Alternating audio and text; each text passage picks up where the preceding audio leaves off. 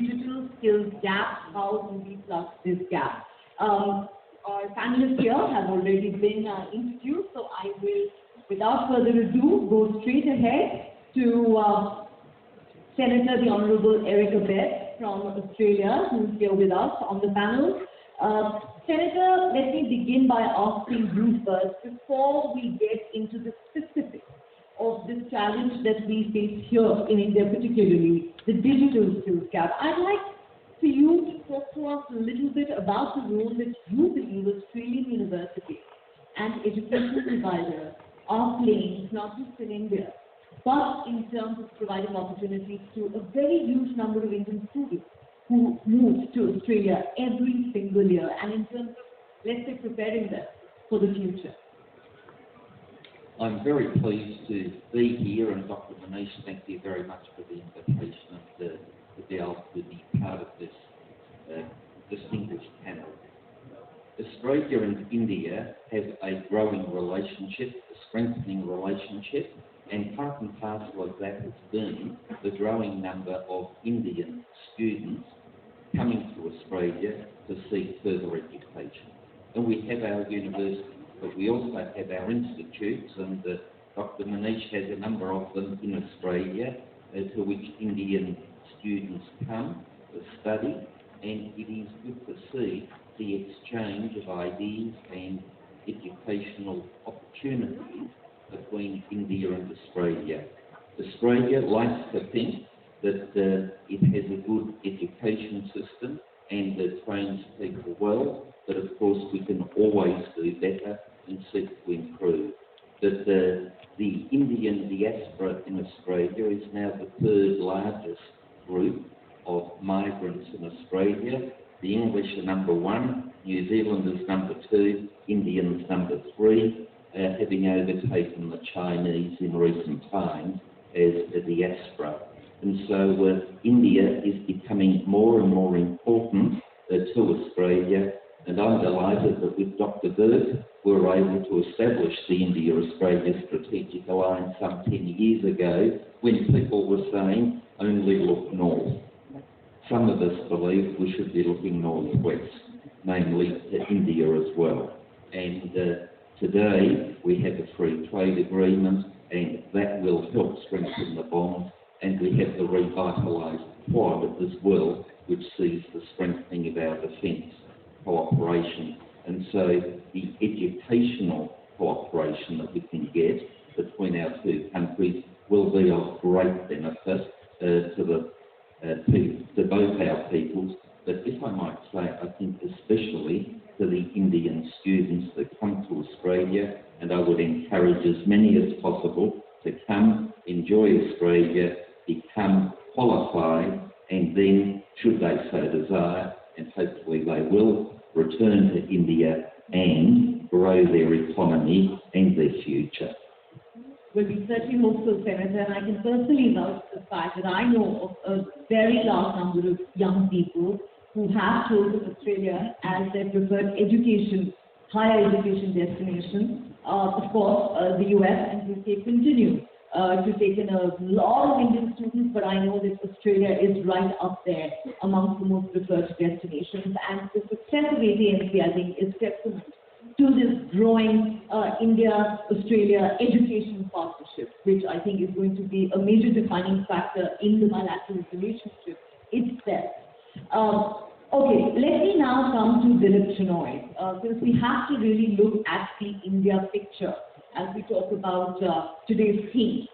Mr. Chinoy, you know, the one question on everyone's mind these days, and this was very nicely laid out by the opening presentation, is how do we prepare our young people for the future? Because as Manish said rather ominously but very accurately, that a majority of jobs, as we know them today, will cease to exist perhaps a decade and a half from now.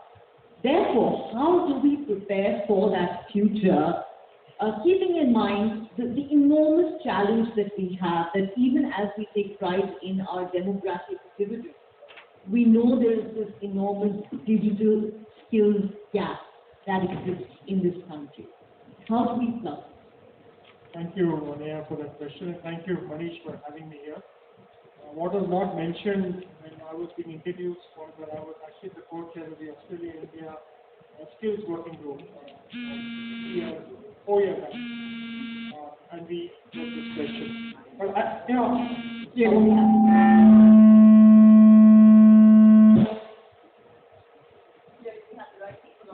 so I think that it's very simple. When Manish was actually speaking, he said we tend to overestimate the short term and underestimate the long term. Right? Now, in the skills gap, there's a very, very simple solution. It's not rocket science. And we have TP here.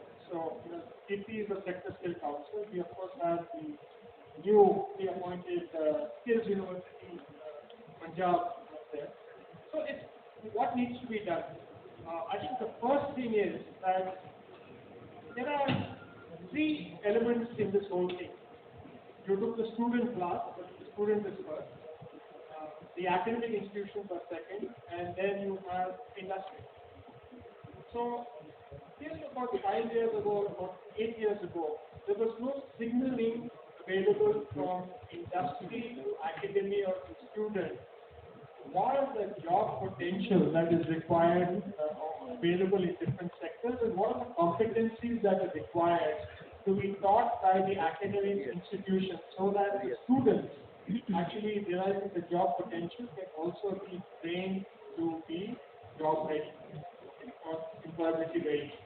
Now, if I take NASCOM and if I take digital, and I'm sure PT will talk about it, I don't want to steal your thunder. They have developed job roles with competencies. Now, any education institution can take those job roles and competencies, put them, translate them into curriculum, and do a variety of things. They can do a full undergraduate course, they can do a postgraduate course, they can do a PhD, they can add on courses to the existing curriculum to make the students ready. Unfortunately, what is happening is there is a competition and there is a kind of understated belief that academic institutions can do this independently of industry, and if academic institutions go to company A, B, or C, they can develop their own curriculum and they can do that. Cooperation is the next form of competition. So the first thing that you need to do is get industry to collaborate. Industry to look at creating job role definitions, competencies, that means skills, attitude, and knowledge that are required to fulfill that job role, share it in the wider public. All those job roles, the digital space are actually available on the NASCOM Sector Skill Council website. It's not rocket science. They are willing to work with the academic institutions to develop the curriculum. You will get data from one of the panelists about, she will mention it. I used to chair the university in Punjab. We wanted to translate that course into that university. We found that there were no adequate faculty to teach particular parts of that curriculum. So the faculty has to be upgraded. Now only last year, yes, faculty has been allowed to come in so you can get professionals from industry. So it's very, very simple. It's not a rocket science. You can actually do it overnight. But if you create competition and something is there that Australia has a system of awarding body. Australia has a system of sector skill councils.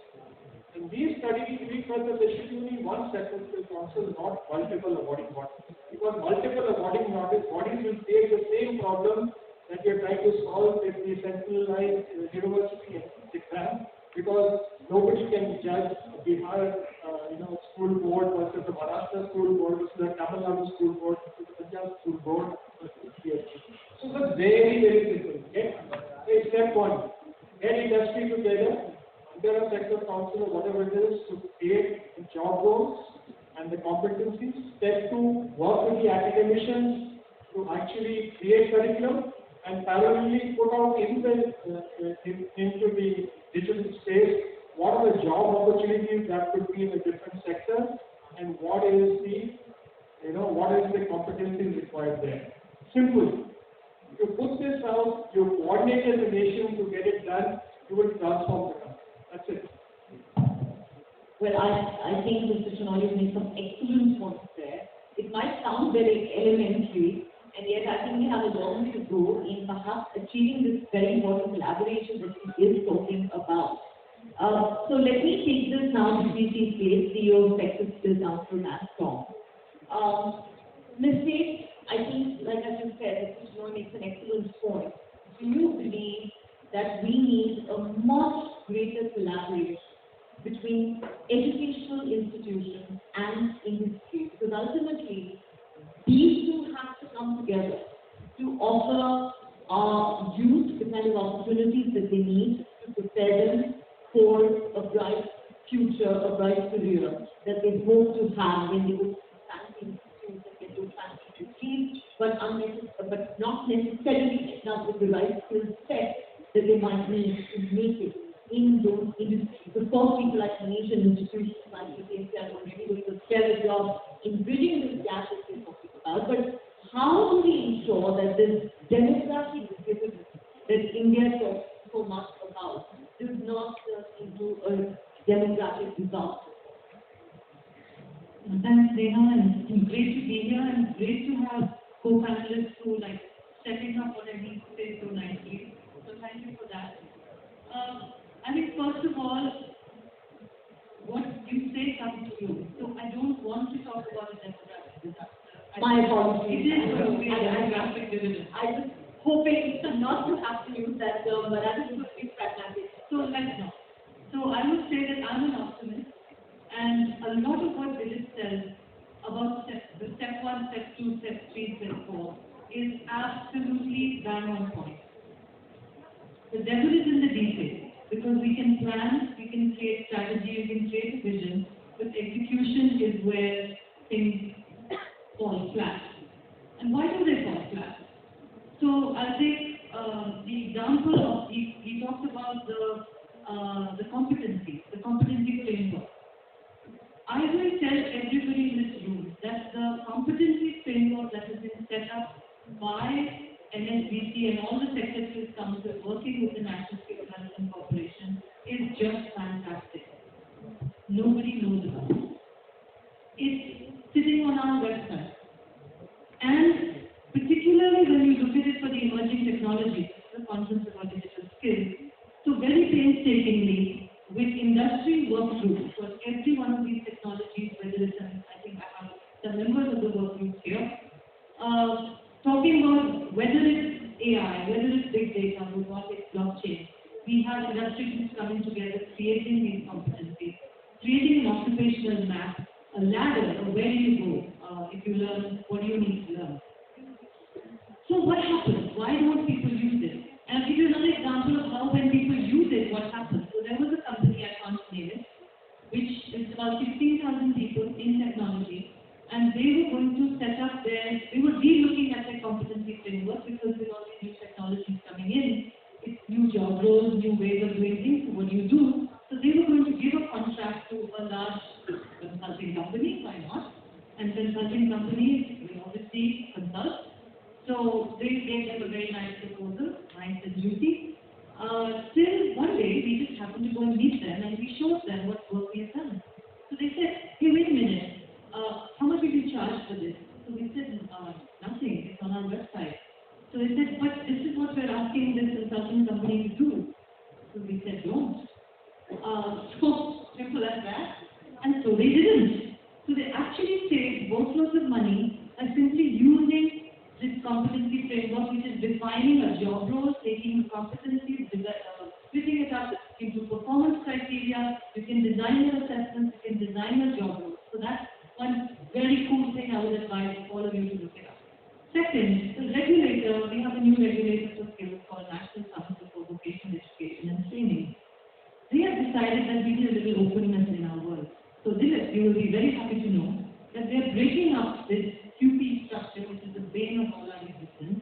But they're saying that instead of job role-based qualifications, let's look at competency-based qualifications. And I heard the word micro-credentials.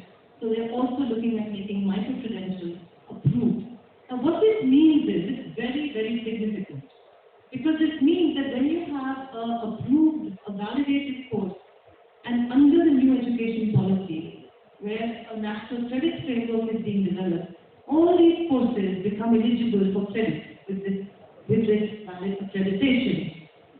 So colleges can pick up these courses, and this gap that we are seeing right now, at least in the short term, they can plug it very quickly because the new education policy also allows 40% of the curriculum to be taught online, blended learning, through external things. So from the policy framework, a lot of it is coming together. But we again need to come back to execution, because how will we make this happen across colleges is the reality.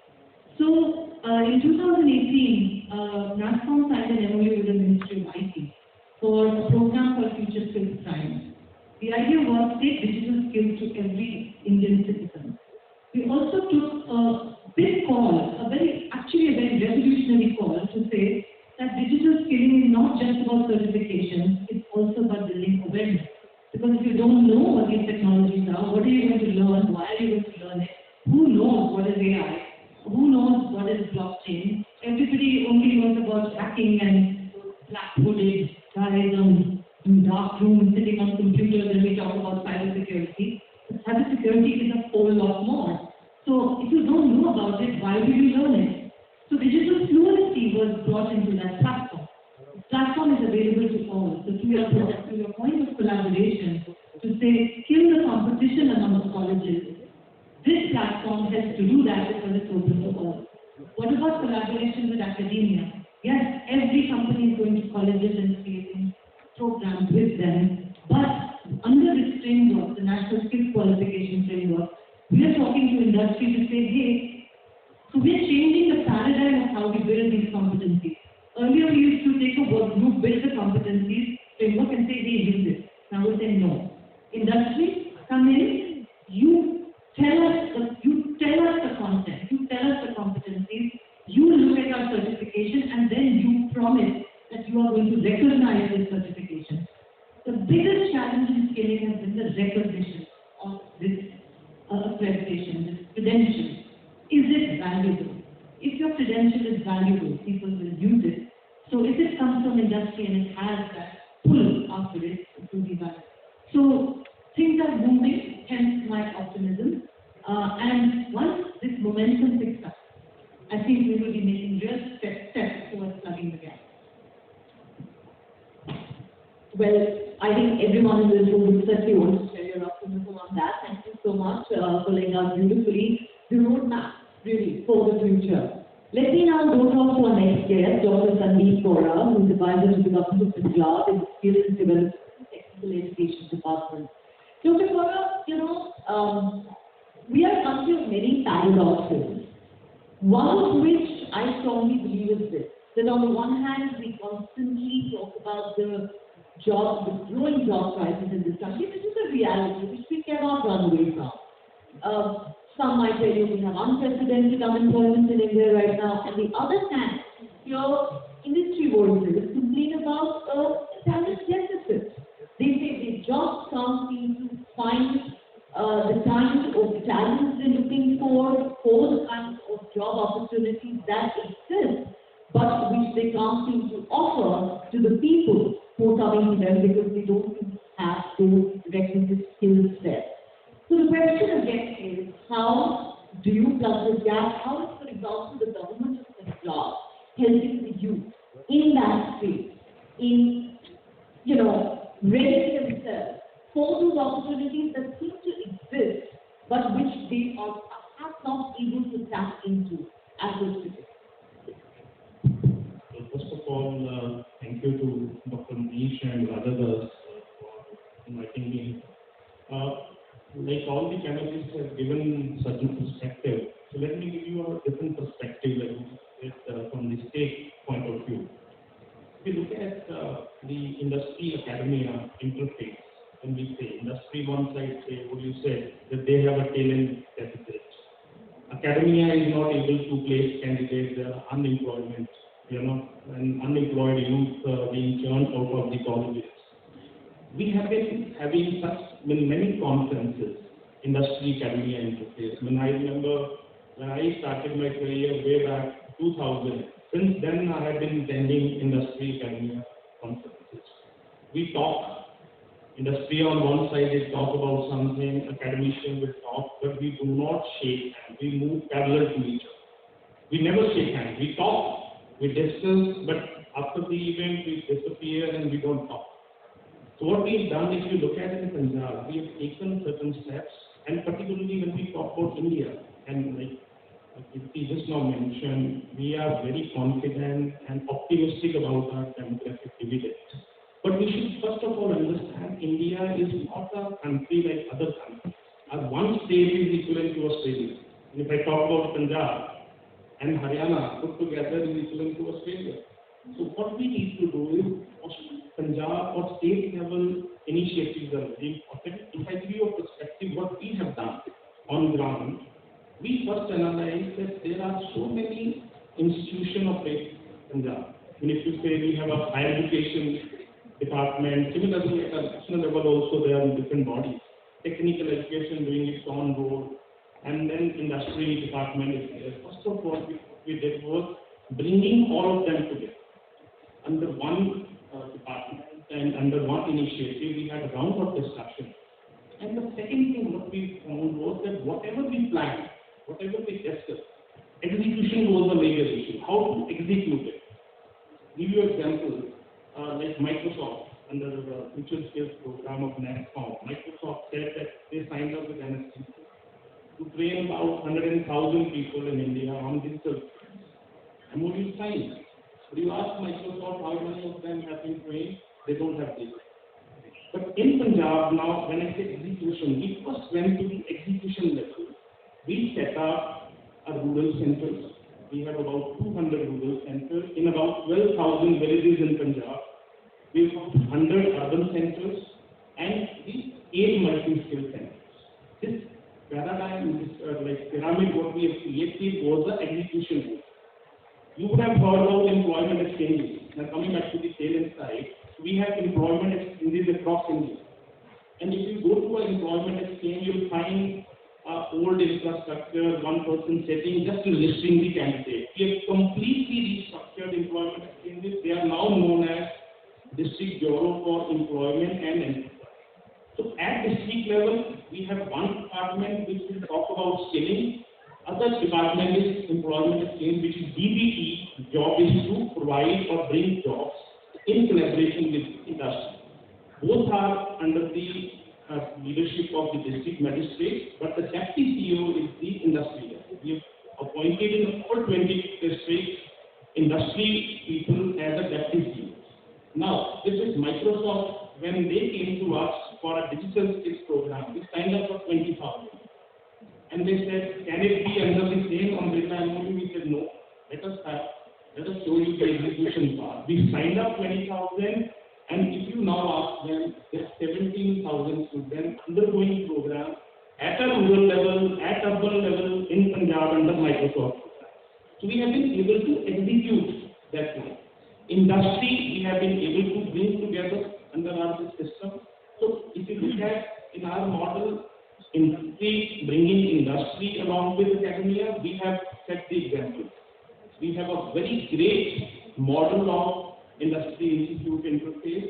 And the second most important is, like Australia, like Canada, Punjab is the one state which is sending so many students to these countries. And approximately, if I say this year, about 300,000 students have gone out of Punjab. And outward remittance, it must be around $18 billion that has gone out of Punjab on account of students going abroad. So we have set up a overseas model also, which is wherein under G2G model, the government of Punjab signing province of Calcutta, we are signing up with BC, British Columbia in Canada. We are also going to Germany, Australia. And with the requirement from their side, we will be training them in Punjab through their agencies first, because we don't have the capacity as of now, and we will build the capacity. So coming back to the point, so talent deficit was there, but under Industry 4.0 initiative of Government of Punjab, we deputed Indian School of Business, IIT Roper, to work on with the industry. and see what are their requirements. Parallelly, all our colleges, universities have been, asked to work on the programs, not as an add-on program. They are integrated. So if you see now the program under Industry 4.0 initiative, we have been able to showcase and we're trying to bridge of talent deficit with the close collaboration of Industry Academy. And one basic example, Industry Institute Academic Interface is our skill university. So this is the first skill university in India which is entirely sponsored by industry. IBM is the anchor partner, Tata's, Ansys Corporation, and we have a diaspora who has given the land. So this is an example where industry has come forward to set up a state-level skill university, entirely autonomous, managed, governing board, also having industry competition, so as to build a kind of ecosystem, to bridge these gap of skill, digital skills and other skills, what we are talking about, at domestic level, at the level of the India, at national level. We are trying to do that, and with the ministry at a national level also, we are trying to have that kind of model which can be replicated, at the national level also, and we can learn from other states to implement in the state. That's what we are doing. I have to say, Dr. Kaura, that all these measures that have been undertaken by the Punjab government over the years, if you just outline, sounds not just encouraging but inspiring. Like you said, we certainly hope that other states follow suit and can replicate this model, especially the skill university that you talked about. I think it's certainly a model worth replicating. You make some other interesting points as well, which I will come to in a moment, but let's go back to our guest from Australia.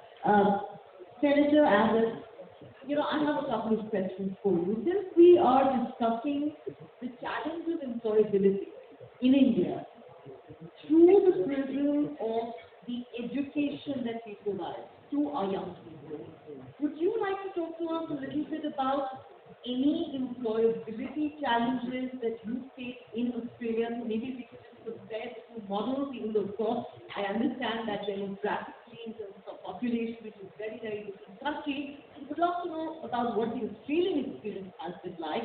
That's one. And the second question I have for you is, how do you see the India-Australia strategic partnership building up, and how important a role do you think education is going to play in that?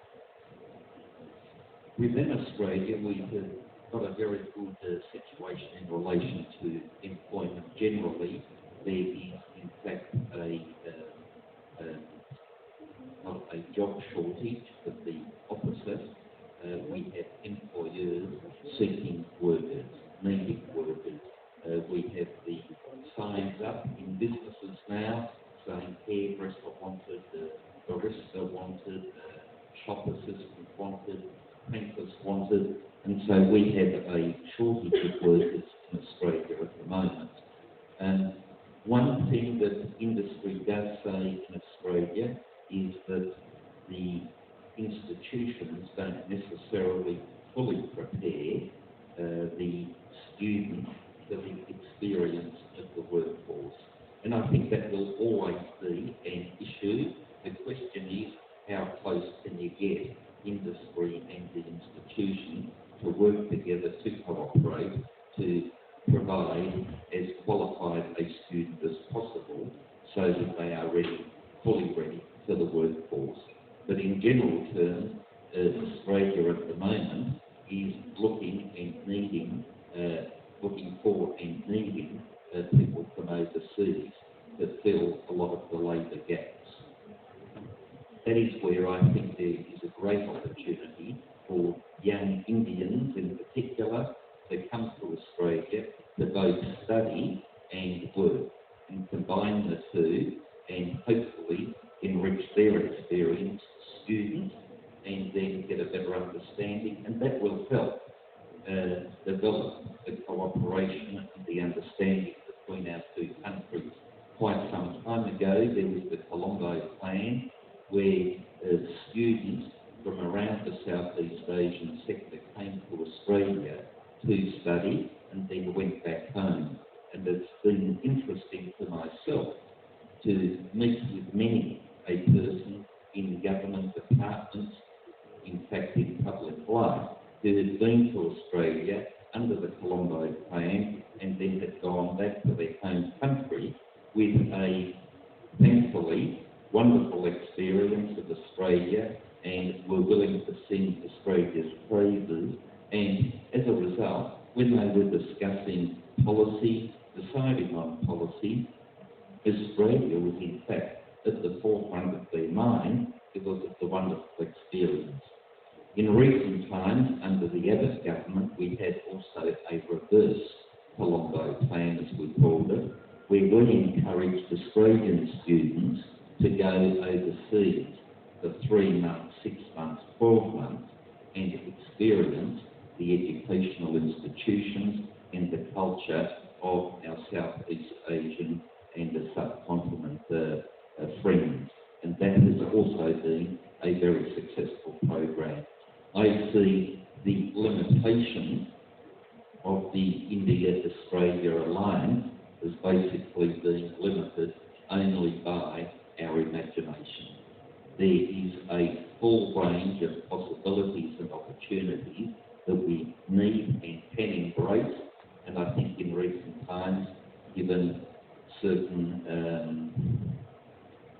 how do I describe it, sensitively geopolitical and other developments in our region, the strengthening of the Australia-India relationship vitally important, and it's good to see India reaching out not only to Australia, and that of course has been reciprocated by Australia, but I see India reaching out to Japan and a whole host of other countries. And that is vitally important because, without going too deep into that which is occurring around the world, those countries that share a culture of freedom, democracy, rule of law, freedom of the press, etc., are in fact looking after a minority of the world's population.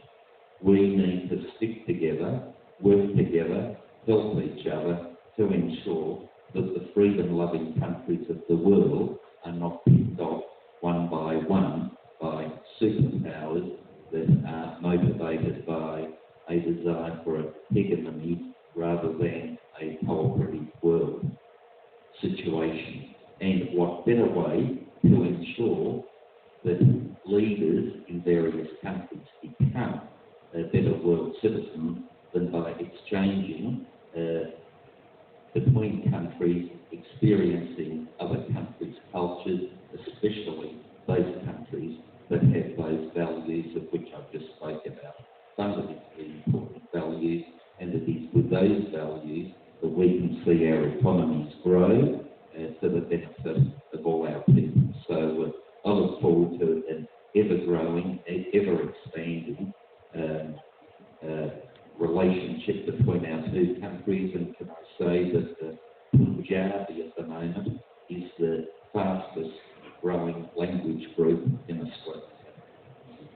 Certainly glad to hear that, and certainly glad that you believe, Senator, that our relationship goes beyond cricket and uranium. It has far more potential than that for the question we were talking about, the growing importance of sport, and of course education is going to play a very important role in this strategic partnership. I have just been reminded by the MC that our time is running out. I think we have under 3 minutes left to wrap up this discussion. So I'll take quick closing comments from the rest of the panel. Industry4.0, let me come to you. I think Dr. Swara made a very interesting point earlier.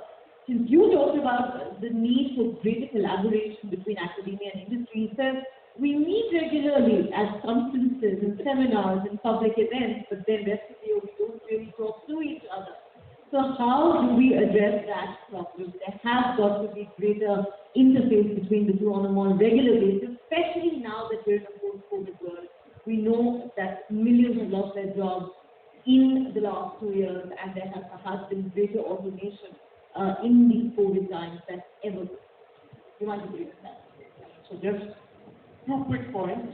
First, just to inform the audience here, since we have the senator here, actually what NSCC did was we collaborated with the Sector Skill Council in Australia and for 82 job roles, where in your invitation website there was a shortage of people, we harmonized the standards.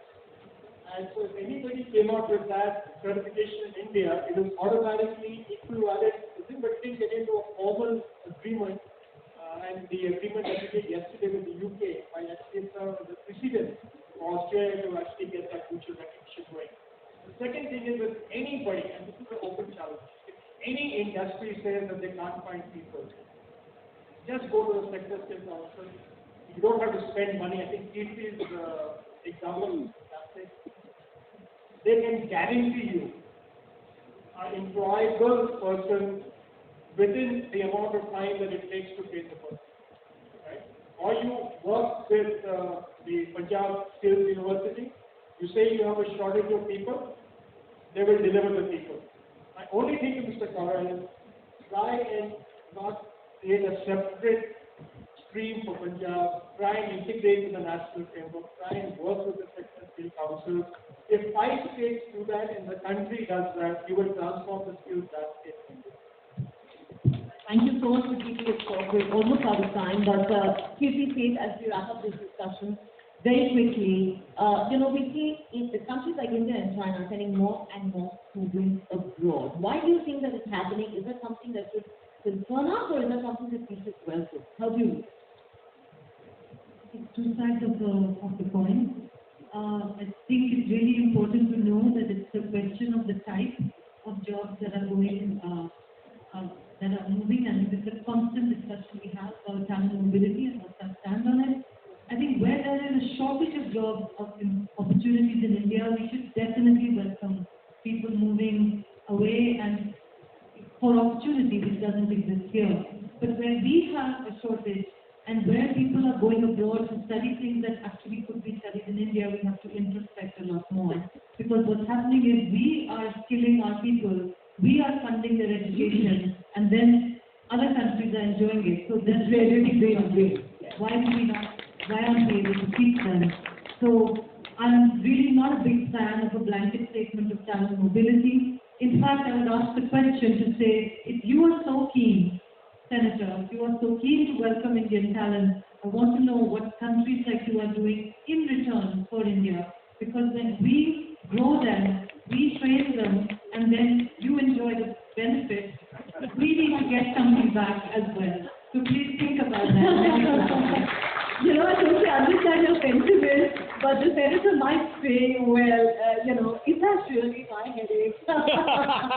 Well, your people want to come to us and we welcome them. After all, some of the biggest multinational companies today have Indian origin CEOs who we're all very proud of. But at the same time, I think this brain drain is something that we need to address very, very quickly. This is completely out of time. Dr. Kaura, Mr. Shenoy has a suggestion for you. You're doing great and splendid work in Punjab. How about spreading your wings, making sure that the fruits of what you're doing are enjoyed by people, by young people in the rest of the country as well? First of all, mention here, we are not creating anything separate. And we are part of the nation, and the only point is when we talk about our own requirements. Now, just an example, NSDC was focusing more on the GCC country. My youth is not want to go to GCC. They want to go to Australia, Canada. So we developed our model, and yesterday we presented to MSD. And now NSDC and Punjab government will work to design a model. Other than GCC, they'll take our model, Punjab migration model, which will be helping. We are complementing, supplementing each other. And as VC mentioned, and as I mentioned also, that our outward remittances have been very high. 300,000 students went out of Punjab, and now what we want from the country, like Canada or Australia, we are now signed up with them. We said we will not send such a outward remittances out of Punjab. We will curtail it, but we will welcome inward revenue. We need that one. We want to maintain that, but the amount going out of Punjab should be reduced first and then stop. We don't want much to go out of, because we are already giving them a taste, right? So that's what we are trying to do it, and I think with the support of country like Canada is coming up. We have signed up with Alberta, DC is coming up, Australia. We are working very closely with Australian High Commission and German. we are trying to have a model, and what I think I would want to assure the Mr. Shinoy also and other delegates that the point here is we want to learn from others, and whatever we have done as a success story on the ground, you would like to share with us. Absolutely. And that is what we are. And we don't want it to be a one-way street. We want it to be a two-way process, because at the end of the day, we are investing in a lot of this talent. Absolutely. We want to be able to retain this talent. On that note, ladies and gentlemen, thank you so much for joining us during this fascinating session. A big thank you to all the guests, the panelists. My apologies to you, Raja, for going over time.